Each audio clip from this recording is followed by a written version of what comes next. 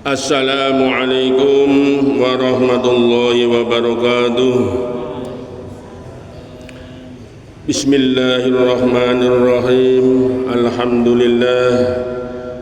Alhamdulillahilladzi an'ama alaina wa hadana ila dinil Islam. Ahmaduhu subhanahu ala ni'amil ladzi la tuhsa wa ashkuru wa huwal mustahiqu li an yuhmadu wa yuskar wa asyhadu an la ilaha illallah wahdahu la syarika lah syahadatan 'alaiha nahya wa 'alaiha namut wa biha nub'ats Allahumma tawaffana wa ba'atsna 'ala hadhihi syahadah wa asyhadu anna Muhammadan 'abduhu wa rasuluhu akramu mauludin. Allahumma shalli wa sallim wa barik ala sayyidina Muhammad wa ala alihi wa sahbihi ajma'in, amma ba'd. Ma'asyiral muslimin muslimat sama salat subuh yang mudah-mudahan senantiasa dirahmati Allah SWT. Alhamdulillah, di pagi yang cerah ini kita masih terus menikmati berbagai macam kenikmatan dari Allah SWT. Nikmat sehat, nikmat iman, dan atas karunia taufiknya lah kita masih diberi keringanan langkah kita menuju sholat jamaah subuh di Masjid Baitur Rahim ini. Mudah-mudahan langkah kita, sholat jamaah kita Allah terima dan Allah lipat gandakan pahalanya. Amin, Allahumma amin. Salawat serta salam mari senantiasa kita sanjungkan kepada baginda alam Nabi Muhammad SAW, serta keluarganya, para sahabatnya, dan mudah-mudahan kita kelak dimudahkan oleh Allah untuk memperoleh syafaat beliau Rasulullah SAW. Amin, Allahumma amin. Ma'asyiral muslimin rahimakumullah, pada pertemuan sepekan yang lalu kita sampai pada ayat yang ke-18, 17, 18, 19 ya. Pagi ini kita dua ayat, ayat 20 dan 21.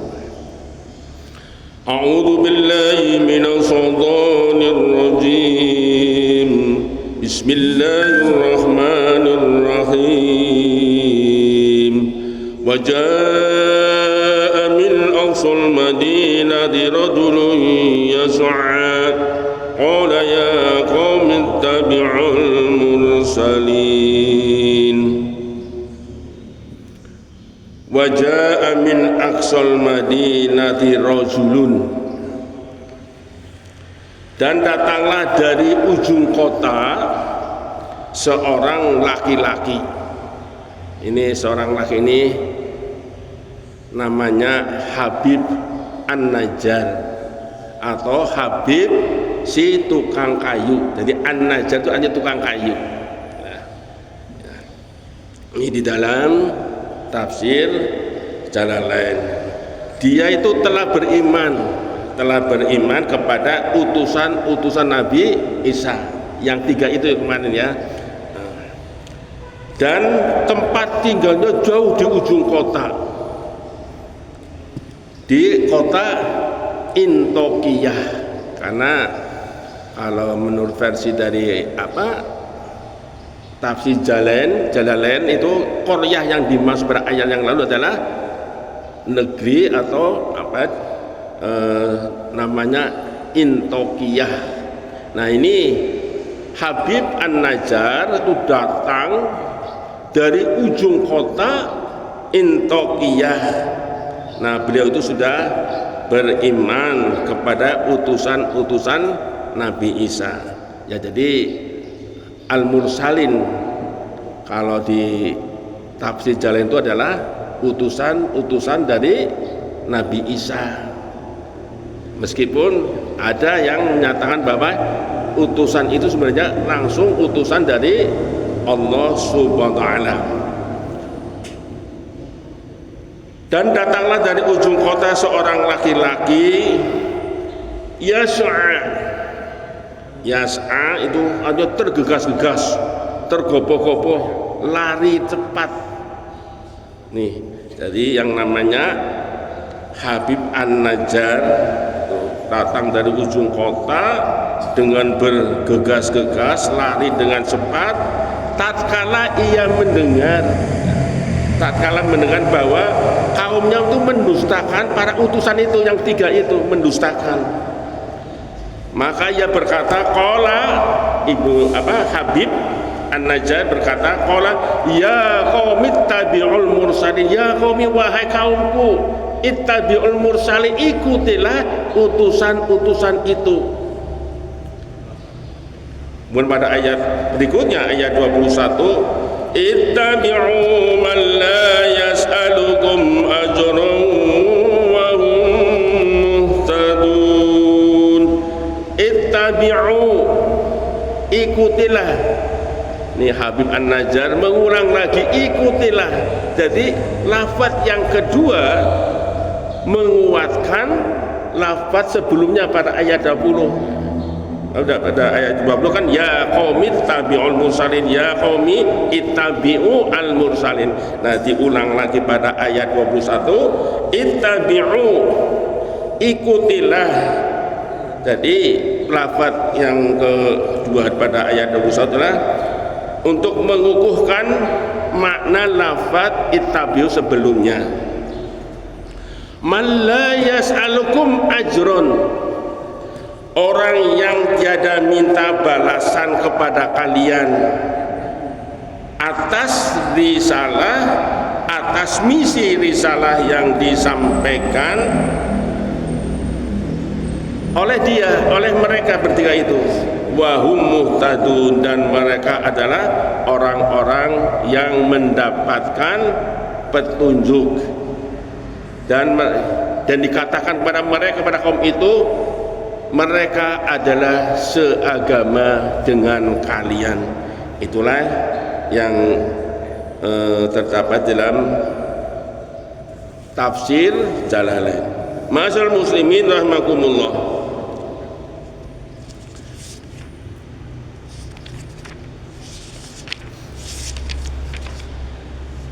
Kita telah mengetahui keadaan sikap dari penduduk itu.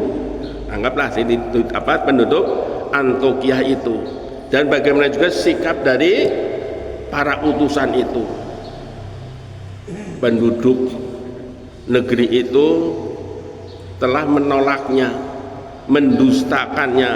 Bahkan yang sangat heran lagi, mereka itu kalau ditimpa menurut mereka suatu kesialan, mereka timpakan bahwa kesialan itu disebabkan oleh para utusan itu. Gara-gara para utusan itu ada di tengah-tengah mereka, yang menjadikan mereka mengalami negerinya kekeringan, mengalami kepaceklik dan sebagainya. Ada kena wabah penyakit. Itu mereka anggap, penduduk itu menganggap bahwa semua itu terjadi gara-gara para utusan berada di tengah mereka. Nah, berita tentang keadaan mereka pun tersebar di mana-mana. Dan akhirnya datanglah itu Habib An-Najjar dari ujung kota. Didengar oleh Habib An-Najjar ini bahwa kaumnya itu di Antioquia itu menolak, mendustakan utusan-utusan, sedangkan Habib An-Najjar ini lebih dulu beriman kepada utusan-utusan itu, atau utusan-utusan dari Nabi Isa alaihissalam. Maka datanglah dari ujung kota seorang laki-laki mukmin. Nah, ini rupanya Habib An-Najjar yang tergugah hatinya melihat sikap kaumnya menghadapi ketiga rasul itu. Ia mengunjungi tempat mereka dengan berjalan bergegas-gegas. Ya, bergegas-gegas, jalan cepat kayak Melayu lah. Berjalan cepat, bergegas-gegas dengan penuh kesungguhan. Dia berkata, menasehati mereka, ya qaumi ittabi'ul mursalin,